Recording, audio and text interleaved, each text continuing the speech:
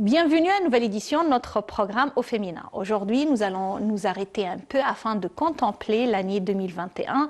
Il faut dire au début que à cause du Covid-19, nous avons employé la nouvelle technique du Zoom et ça c'était un élément très positif puisque grâce à cette technologie, nous allons pu être avec des femmes qui se trouvent aux quatre coins du monde, toujours liées à l'Égypte. Ce sont des femmes qui ont ou des racines égyptiennes ou qui ont choisi l'Égypte comme pays, comme maison et comme foyer pour rester, pour avoir une vie, une carrière et une famille. Ensemble, nous allons découvrir quelques extraits de nos interviews au cours de l'année 2021 au féminin.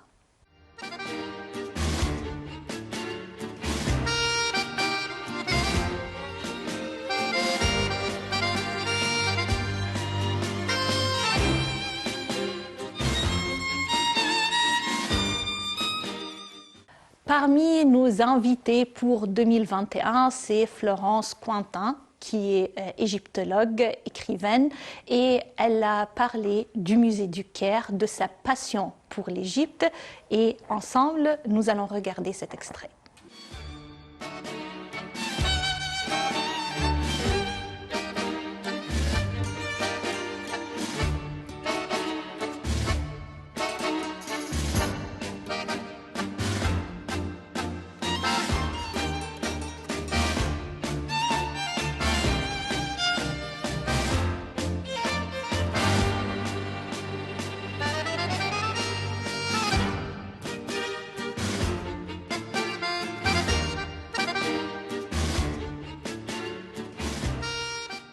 Vous avez parlé du musée du Caire, celui qui se trouve sur la place Tahrir. Bien sûr, c'est un des chefs-d'œuvre qu'on possède en Égypte. Et le bâtiment et également les pièces exposées. Et actuellement, le grand musée du Caire, on est au seuil de l'inauguration de ce grand projet.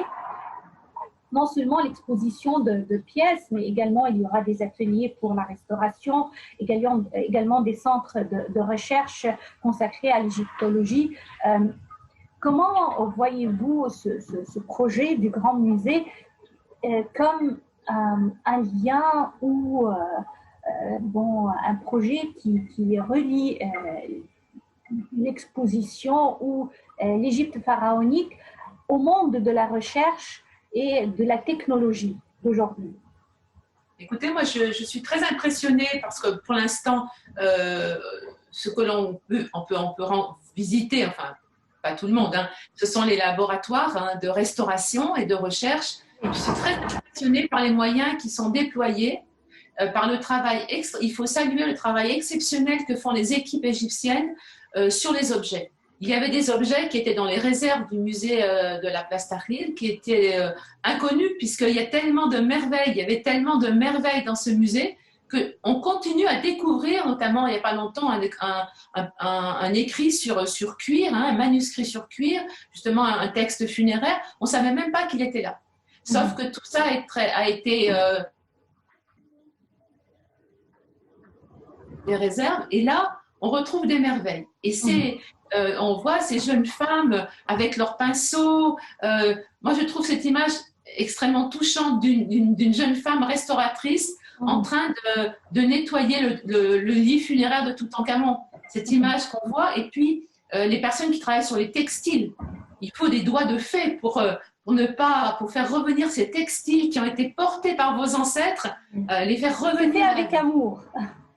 C'est fait avec amour et avec, j'imagine, je le sens en tout cas, voilà, habilité, beaucoup de technologies aussi, avec les meilleures technologies. Et puis j'espère, en tout cas je le crois, avec la conscience que c'est votre héritage et que c'est un héritage que le monde entier vous envie.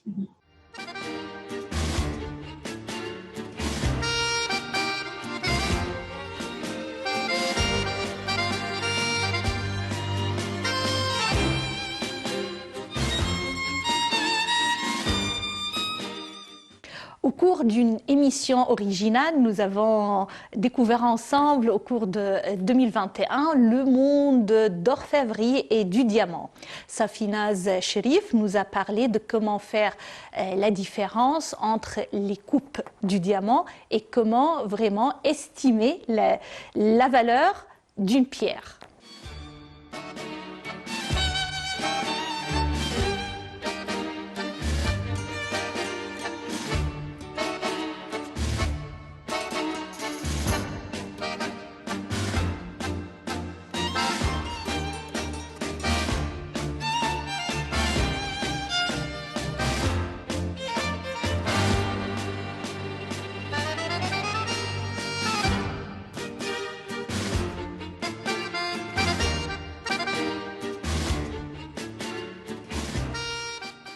Je voudrais également savoir, est-ce qu'il existe une différence entre le métier d'un bijoutier, de quelqu'un qui travaille dans le domaine du diamant et également de quelqu'un qui dessine les modèles? Ça veut dire que, est-ce que vous devez maîtriser ces trois facettes ou vous vous spécialisez dans un de ces éléments?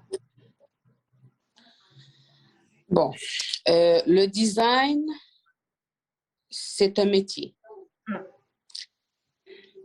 Mais ici, quand on travaille en commercial, après un moment, on voit les modèles, on part, on voit ce qui se passe autour de nous. Je ne suis pas obligée d'être designer dans mon métier. Je ne suis pas obligée d'être designer. Mais avec l'expérience, je sais qu'est-ce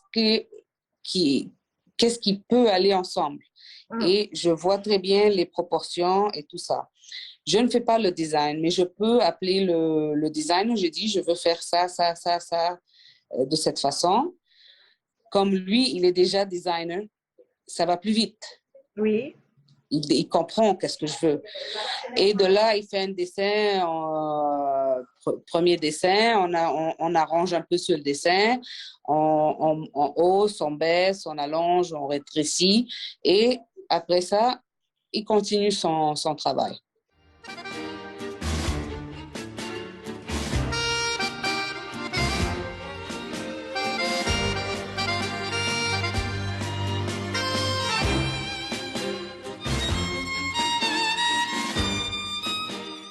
Agnès de Biage, elle nous a parlé de l'artisanat du Fayoum, un gouvernorat égyptien qui apprécie cet artisanat et de son travail avec les ouvriers et les artisans du Fayoum.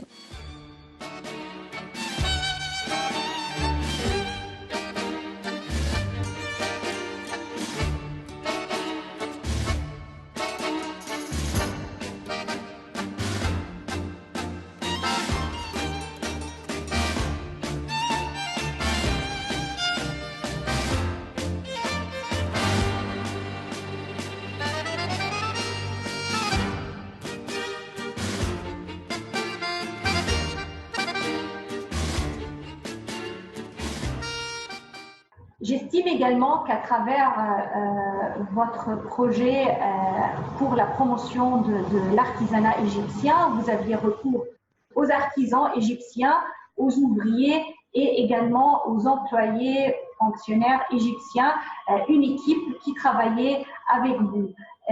Comment vous avez pu gérer l'équipe étant donné que peut-être quelquefois il y avait des membres de cette équipe qui ne sont pas francophones?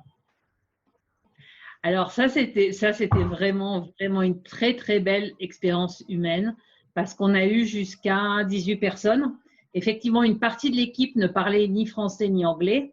Moi, je parlez parfaitement l'arabe. Est-ce que vous l'avez appris Non, pas parfaitement. Je ne l'ai pas appris.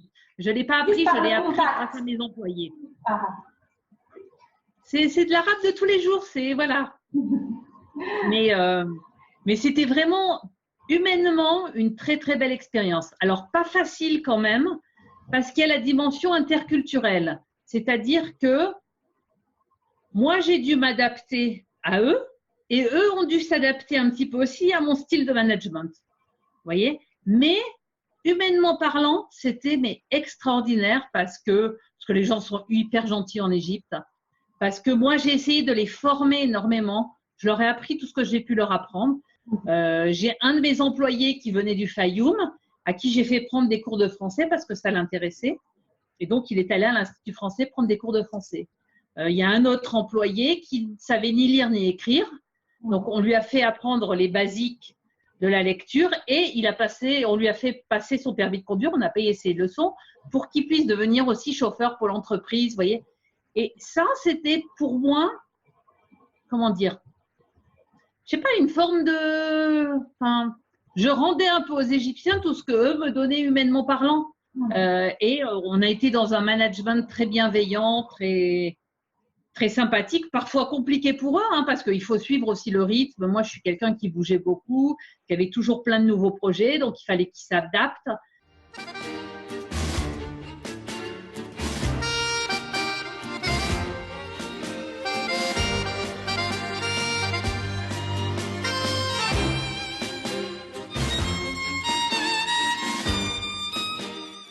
Depuis Genève, Alia Kamel nous a parlé du monde de l'art et de Little Alia, un personnage qu'elle a inventé et avec des dessins et des petits mots, elle a pu vraiment s'exprimer à travers ce projet.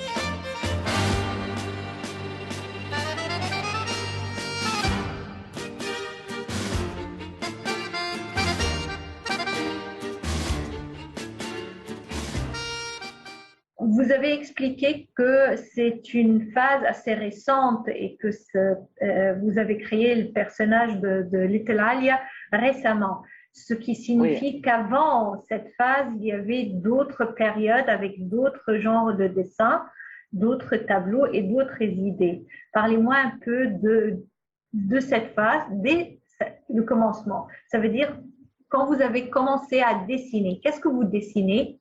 Qu'est-ce que vous avez dessiné? Quelles étaient les idées? Quel était le courant que vous avez apprécié au début? Et comment ça a évolué? En fait, j'ai commencé… Il y a plusieurs choses parce que il y avait la technique, le dessin, apprendre la technique de la peinture que je continuais à faire donc après mes études. Et quand je me suis installée dans mon atelier donc à Genève, j'ai surtout développé la peinture. Moi, j'aime travailler la matière, les différents matériaux, la couleur, faire en sorte que voilà, c'est des tableaux d'abstraits en fait, c'est des abstraits. Et puis en même temps, continuer à développer le travail du portrait, le travail des objets. Et puis donc, en fait, c'est une curiosité de tous les instants parce que quand on aime l'art, on s'intéresse à plein de choses. En tout cas, moi, je m'intéresse à plein de choses. Donc, l'histoire de l'art, apprendre des anciens, aussi regarder un peu ce qui se fait dans les illustrations aussi, dans le dessin d'art, dans la peinture, dans la bande dessinée, en fait, dans tout ce qui touche le dessin ou la peinture de toutes les manières possibles. Donc, en fait, c'est une sorte d'initiation, une sorte de quête artistique et aussi existentielle parce que c'est en fait selon les humeurs, selon les moments de la vie, selon ce que l'on vit soi-même et les intuitions aussi de ce qu'on a envie de faire. Donc c'est pour ça il y a un travail aujourd'hui qui tourne autour des dessins, de la peinture, de l'illustration, de l'écriture. Je fais aussi des podcasts. Donc voilà, il y a plein de choses qui se mettent en place. Et évidemment, Little Alia.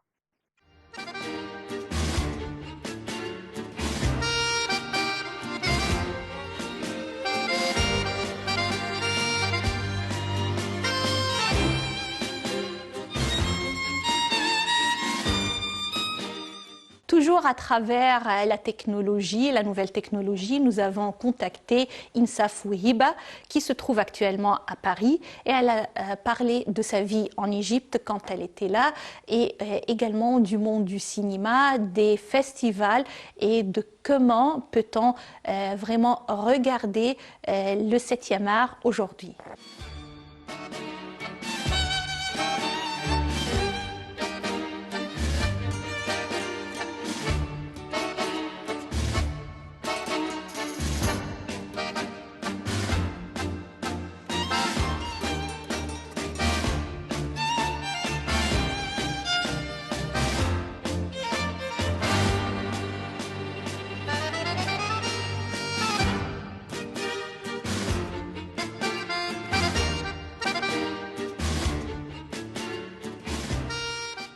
Insaf Ouhiba, je voudrais également s'arrêter avec les points marquants de votre carrière, de votre point de vue, les moments les plus précieux pour vous en tant que professeur, en tant également qu'une femme cinéaste qui est également chercheuse dans ce domaine entre l'Égypte, la France et la Tunisie, peut-être les festivals où vous avez connu des débats et des rencontres importantes. Parlez-moi un peu de ces moments. Oh, il y en a eu pas mal. C'est vrai que aussi c'est des rencontres aussi quand je faisais mes recherches aussi en Égypte. Une rencontre qui m'a marquée, c'est celle avec Youssef Chahine, bien sûr, puisque je suis en France et puis je suis en Europe, voilà, qui fait les liens entre le Nord et le Sud, et qui a aussi deux parties de sa vie où il a un public à la fois arabe, il a un public aussi européen. C'est parfois très compliqué hein, au niveau de la question de la réception, de pouvoir intéresser des publics comme ça de cultures différentes. Chahine a réussi à faire ça tout au long de sa carrière. J'ai eu la chance de le rencontrer, la chance de travailler avec lui pour son dernier film et notamment de traduire son Heya Fawza, Chaos, voilà, donc de l'égyptien au français. Et j'étais très, très, très heureuse lorsqu'il m'a dit que ma traduction était, qu'il était content de ma traduction. Franchement, ça m'a énormément touchée et c'est un moment inoubliable hein, parce que je suis tunisienne. Et je dois traduire toute cette sensibilité qu'il y a dans un scénario dans une autre langue, parce que c'est pas ce qui est difficile dans une traduction, c'est pas d'aller faire le mot à mot, c'est de réussir de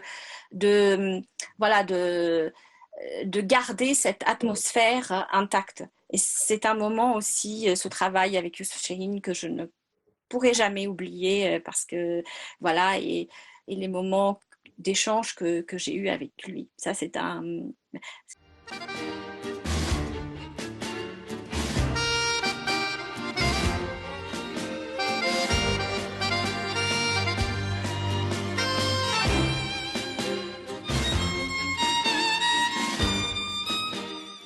Yasmine Haggeg est un professeur à l'université d'Alexandrie et à travers également notre nouvelle technologie, nous avons pu découvrir avec elle les points marquants de sa vie et les éléments les plus importants pour faire un bon professeur.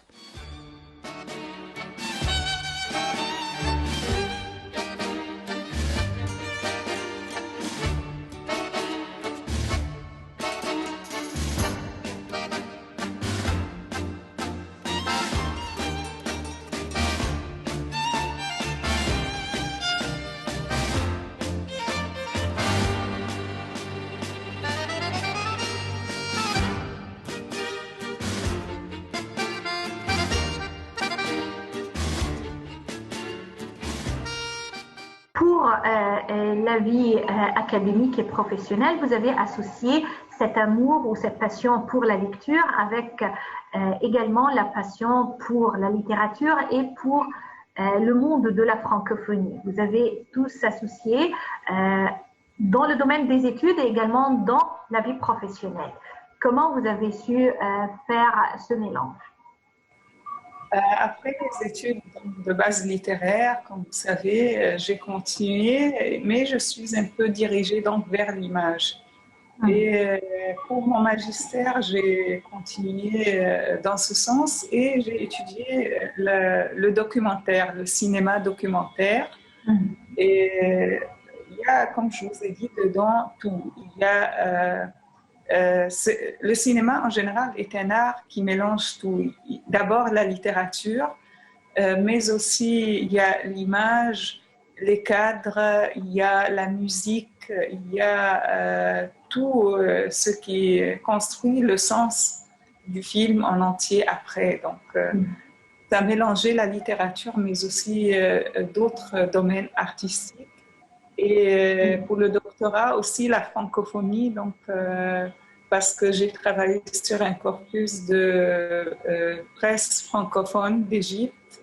La presse d'expression française dans les années 20 et 30 en Égypte était très abondante. Il y avait presque 700 périodiques en langue française lus par les Égyptiens et les étrangers. Nombre important, oui. Ben oui, et c'est très symbolique. Ça voulait dire que la langue française avait vraiment sa place durant cette période-là en Égypte. Et à travers cette presse, j'ai étudié l'image et le texte qui parle d'Alexandrie et qui construit en quelque sorte après le mythe de la ville. Tout ce qu'on retient de la ville maintenant, c'est grâce à ces images-là qui sont ancrées dans notre mémoire collective, comme le cosmopolitisme, la ville touristique, la ville balnéaire, la ville européenne, cette image d'âge d'or ou de mythe fondateur de la ville d'Alexandrie.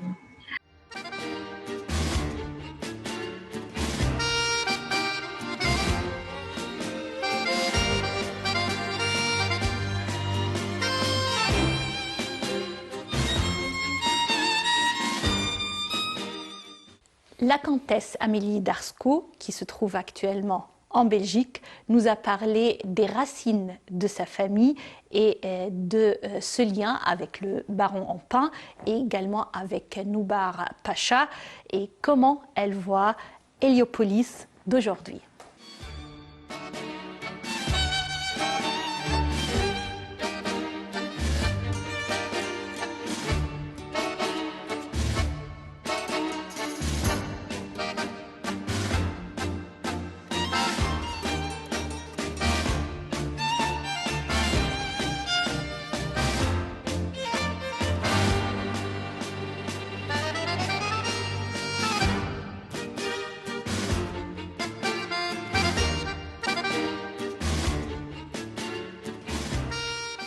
Alors, dans une atmosphère pareille, je peux deviner que c'est la culture, c'est l'éducation, c'est également la passion pour l'art et l'appréciation de l'histoire de la famille.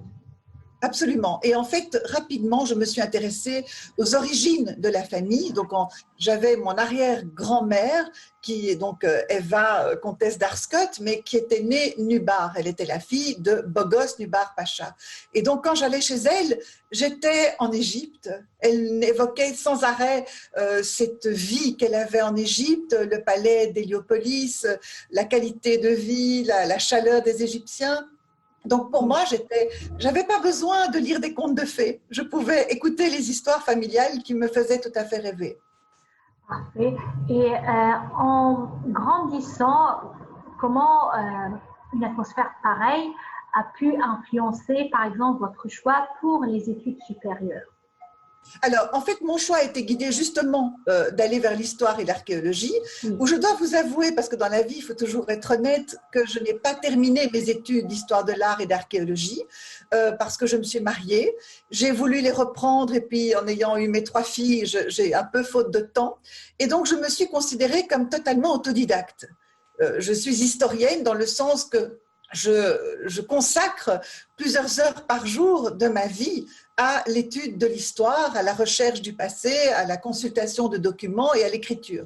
Donc c'est quelque chose qui m'anime depuis toujours et le métier que je fais, qui est d'être guide conférencier par exemple à la Villa Empain à Bruxelles a tout son sens pour moi parce que je suis dans un endroit mythique au point de vue archéologique et au point de vue, surtout, je dirais, au point de vue… Pardon, je fais une erreur là, je suis en train de perdre mes mots. Donc c'est une maison absolument mythique avec justement l'architecture, c'est ça que je cherchais comme mot, et qui est magnifique. Donc je suis dans du beau, avec des expositions aussi d'art contemporain, ce qui, moi, me fait beaucoup de bien, parce que j'aurais plutôt tendance à rester dans le passé. Et je pense qu'il faut aussi vivre à l'heure actuelle dans le présent. Et donc, grâce à la directrice de la Ville Lampin, qui est Louma Salamé, eh bien, nous avons une ouverture, si vous voulez, sur l'art contemporain.